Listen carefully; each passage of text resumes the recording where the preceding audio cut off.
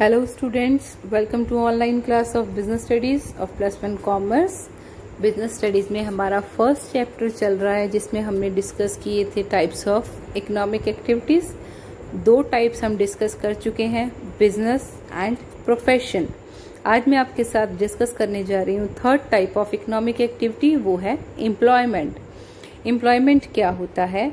When a person undertake to render personal service under an agreement of employment, जब कोई person अपनी approval दे देता है कि मैं आपके अंडर काम करने के लिए तैयार हूँ, तो हम कह सकते हैं कि ही इज इन एम्प्लॉयमेंट। जो पर्सन उसको हायर करता है, मतलब अपने अंडर काम करने के लिए रखता है, उसे बोलते हैं employer.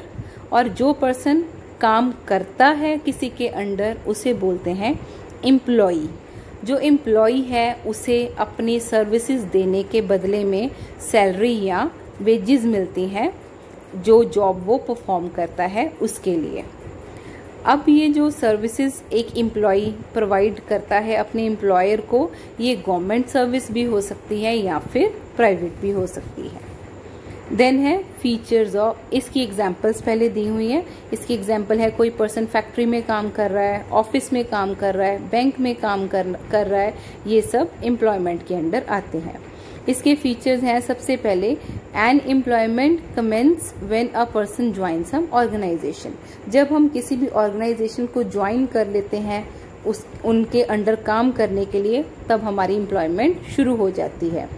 There is a relationship of employer and employee। वो पर्सन जो काम करता है और जिसके अंडर काम करता है, उनको बोलते हैं एम्प्लॉयर एंड एम्प्लॉई। जो काम देता है वो एम्प्लॉयर होता है, जिसे वो काम देता है वो एम्प्लॉई होता है। The employer assigns duties to the employee. काम कौन देता है? एम्प्लॉयर देता है एम्प्लॉई को। Fourth point is employ is not required to make capital investment.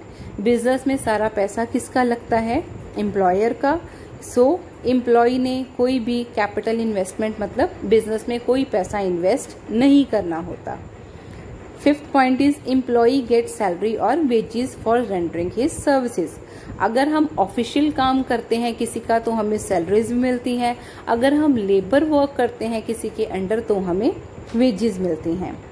The employee will have to follow service rule and regulations prescribed by the employer। जो employer है वो जॉब के रूल्स एंड रेगुलेशंस बनाता है और employee को वो सारे रूल्स फॉलो करने पड़ते हैं। There are no standard qualification for getting employment। कोई भी एम्प्लॉयमेंट करने के लिए कोई फिक्स क्वालिफिकेशन नहीं है। वो डिपेंड करता है कि हम किस जॉब के लिए अप्लाई कर रहे हैं। जैसे हम कोई फोरमैन की जॉब के लिए अप्लाई करें, फोरमैन वो होता है जिसे मशीन वगैरह चलानी आती हो, तो उसके लिए हमें मैकेनिकल नॉलेज चाहिए होती है। अगर हम कोई कंप्यूटर रिलेटेड जॉब करने जा रहे हैं, तो हमें कंप्यूटर की नॉलेज चाहिए। तो डिपेंड करता है कि हम किस तरह की जॉब करना चाहते हैं, तो हमारी क्वालिफिकेशन भी उसी जॉब के रिलेटेड होनी चाहिए। कोई ऐसी फिक्स क्वालिफिकेशन नहीं है जिसे हम कहें कि ये करके हम एम्प्लॉय ही बनेंगे। तो इसकी क्वालिफिकेशन रिक्वायरमेंट डिपेंड करती है कि हम किस तरह का काम करना चाहते हैं। तो ये सारे फीचर्स हैं एम्प्लॉयमेंट के। एम्प्लॉयमेंट भी हम क्यों करते हैं? पैसा कमाने के लिए करते हैं, इसीलिए इसे भी इकोनॉमिक एक्टिविटी कहा जाता है। यहाँ पे हमारा एक लॉन्ग क्वेश्चन कंप्लीट होता है। अब आप इस क्वेश्चन को अच्छे से समझ के देन इसको लर्न भी कर लीजिए एज पर 6 मार्क्स। अगर आप 6 मार्क्स के लिए क्वेश्चन अटेम्प्ट करते हैं पंजाब बोर्ड के लिए, तो आपका क्वेश्चन 3 से 5 पेजेस में कंप्लीट होना चाहिए। तो उस हिसाब से अपनी प्रिपरेशन कर लीजिए, और कोई डाउट हो तो मेरे से वो क्वेरीज आप कर सकते हैं। Okay students, thank you, have a nice day, stay home, stay safe.